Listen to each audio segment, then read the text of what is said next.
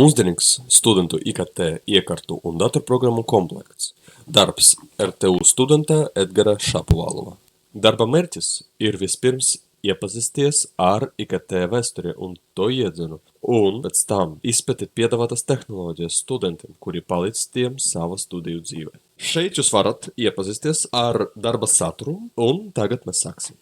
Informācijas un komunikācijas tehnoloģijas vai IKT termiņš parādījās salīdzinoši nesen, bet tie ir pavadošas cilvēku gandrīz visas viņa apzinīga eksistences laika. Jau senajā Mesopotāmijā, kur tika izveidota pirmā rakstība un citas senās civilizācijas, piemēram, senajā Grieķijā un Romas impērijā, IKT bija ierobežotas tikai ar rakstību un mutvārdu informācijas nodošanu, kas tika saglabāta bibliotekas un arhīvos.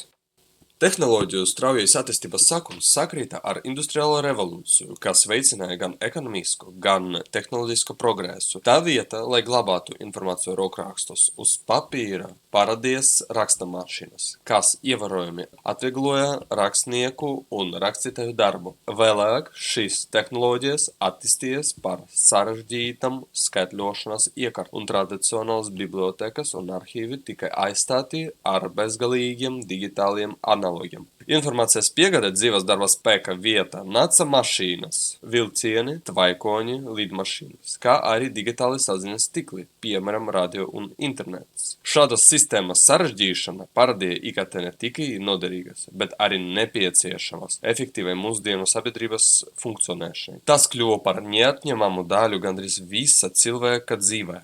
Turpmāk tiks apskatītas informācijas un komunikācijas tehnoloģijas, IKT, mūsdienu studiju izglītība. Taču pirms tam nebūtu lieki iepazīstināt lasītāju ar pašu iedzinu informācijas tehnoloģijas. Informācijas tehnoloģijas ir zināšanu, metožu, paņēmienu un tehniska aprīkojuma kopums, kas ar datoru un sakaru līdzekļu starpniecību nodrošina jebkuras informācijas iegūšanu, glābšanu un izplatīšanu.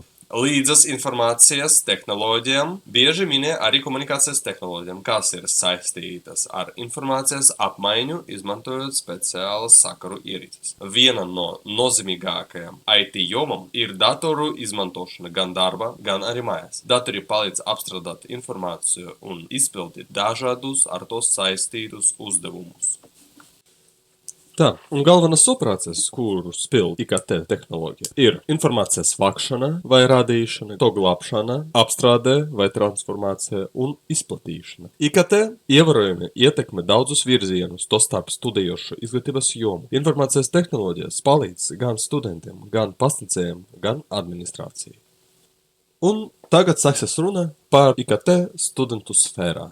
Pirmā informācijas tehnoloģija, par kuru jāpastāsta, ir dators vai skaitļošanas ierīce, jo tie ir mūsdienu informācijas tehnoloģiju pamats. Lai gan datoru masveida pieejamība parastiem lietotājiem parādījās salīdzinoši nesen. Mūsu vecāki vēl atceras laikus, kad mūsdienīgs personālais dators šķīta kaut kas fantastisks un elitārs. Tomēr mūsdienas dators stingri ieņemas galveno instrumenta vietu darba, mācības un atpūtas. Runājot par datoriem, tiek domāts ne tikai par klasiskajiem stacionāriem sistēmas blokiem ar monitoriem, bet arī par kompaktām ierīcēm, piemēram, klēpju datoriem, planšetdatoriem un viedtālruņiem. Visas šīs ierīces viens kopīgs faktors. Tas ir saiknes.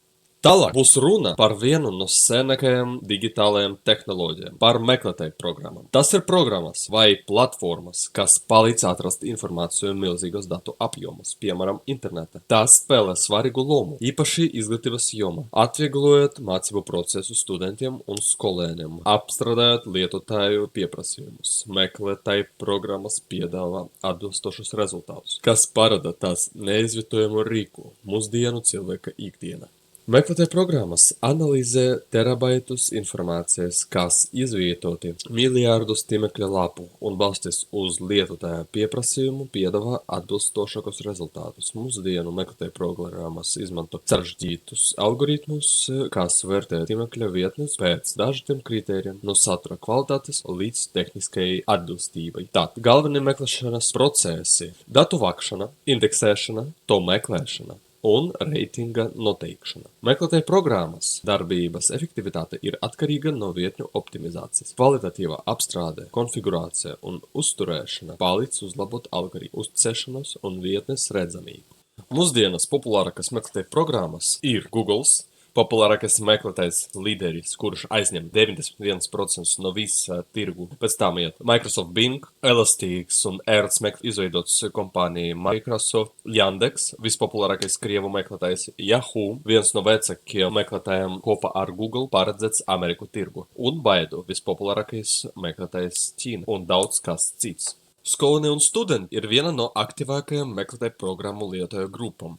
Digitālās platformas nodrošina gandrīz neierobežotu piekļuvi zināšanām, palīdzot atgūt jaunas tēmas un risināt mācību uzdevumus. Turklāt tās piedāvā arī izklaides iespēju, kas palīdz atslābināties un atgūt spēkus pēc sastrinktas dienas. Mācību portāli un informācijas sistēmas. Lai efektīvi darbotos mūsdienu studējošo ekosistēmu, katrai universitātei ir nepieciešams izveidot savu informācijas vidi, kas nodrošina saziņu starp pasniedzējiem un studentiem, kā arī piekļuvi lekciju sarakstam, mācību materiālam, uzdevumiem un literatūrai. Dažas mazākas universitātes un koledžas var izmantot vispārņemtas platformas, taču lielas universitātes, piemēram, RTU, LU vai RCU, izstrādā savas sistēmas. Piemēram, portāli LULV, RSU LV un visbeidzot Ortus LV. Ir sarežģītas informācijas vides, kas pielāgotas studentu un pasniedzēju vajadzību. Apskatot Ortus piemēru, var secināt, ka šis portāls piedāvā lietotājiem maksimālas iespējas. Tas ir sadalīts divas galvenas daļas – informācijas zona un mācību zona. Ortusa informācijas zona var atrast vispārīgu informāciju, to starp universitātes jaunumus, informācija par interešu klubiem, universitātes ceļveidi, informāciju par fakultātēm un daudz ko citu. Mācību zona pilnīgi veltīta mācību procesam, kura ietver studentu vērtējumus, mācību materiālus, lekciju sarakstus, uzdevumus un projektus, un arī saziņas iespējas starp pasniedzējiem un studentiem. Šādas sistēmas ievērojami atvieglo studentu ikdienu, nodrošinot centralizētu piekļuvi nepieciešamai informācijai un mācību resursiem. Tas vienkāršo mācību procesa organizēšana un veicina efektīvu saziņu starp visiem izglītības vides dalībniekiem. Tālāk būs runa par darbarīkiem studentiem, jo mūsdienu izglītības procesa daudzi studenti saņem uzdevumus digitālajā formātā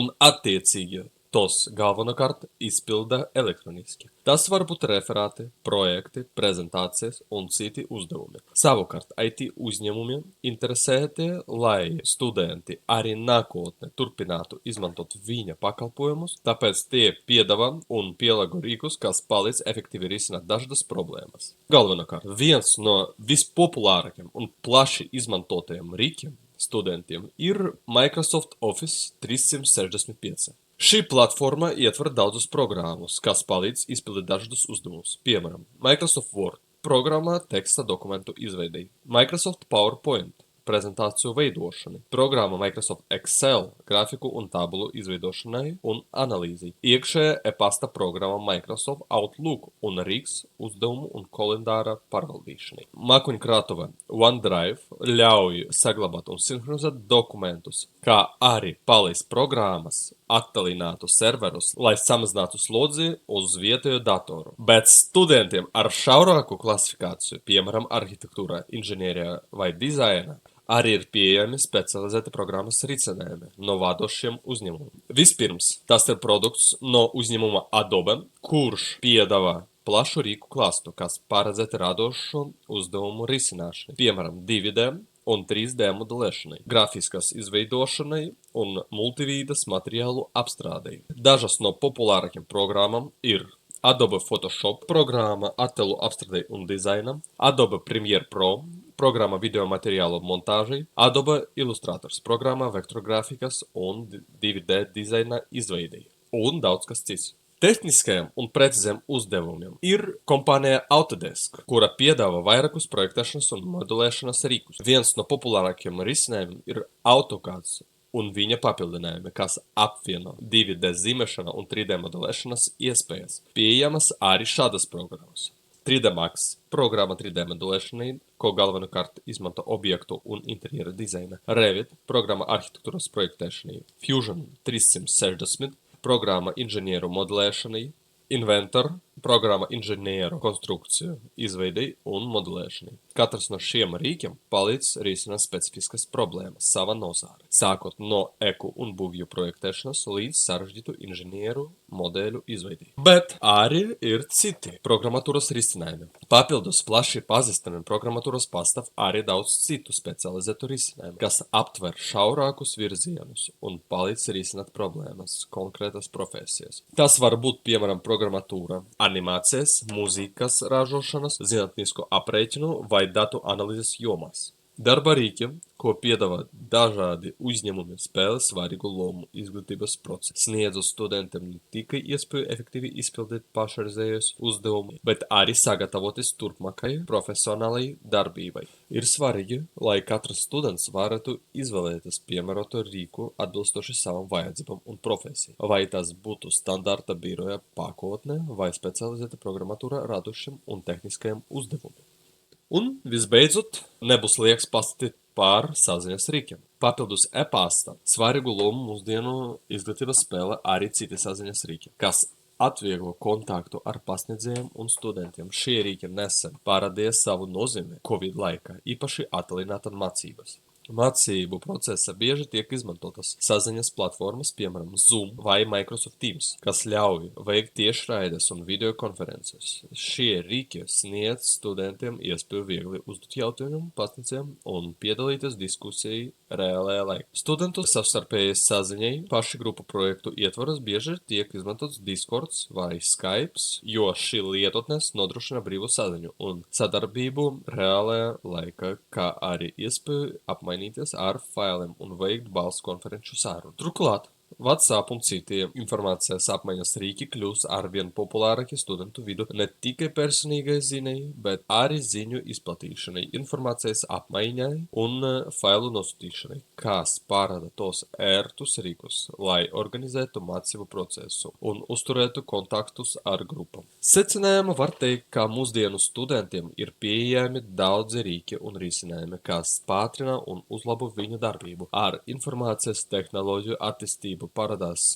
jaunas iespējas studentiem, kas ļauj efektīvi apgūt mācību materiālu, sadarboties ar pasniedzējiem un kursabiedriem, kā arī strādāt ar lieliem informācijas apjomiem. Tāpat jāatzīmē, ka uzņēmumi ir ieinteresēti kvalificētu darbinieku izglītība, kas nākotnē būs izdevīgi pašam organizācijām. Šajā dokumentu tikai apskatīti galvenie informācijas tehnoloģiju aspekti. Tomēr pastāv vēl daudz citu inovāciju, kas parāda studentu mācību procesu dinamiskāku un pieejamāku. Pēc 10 gadiem tas iespējas, kas šobrīd šķiet revolucionāras, var kļūt par ikdienas darba rīkiem. Paldies par uzmanību!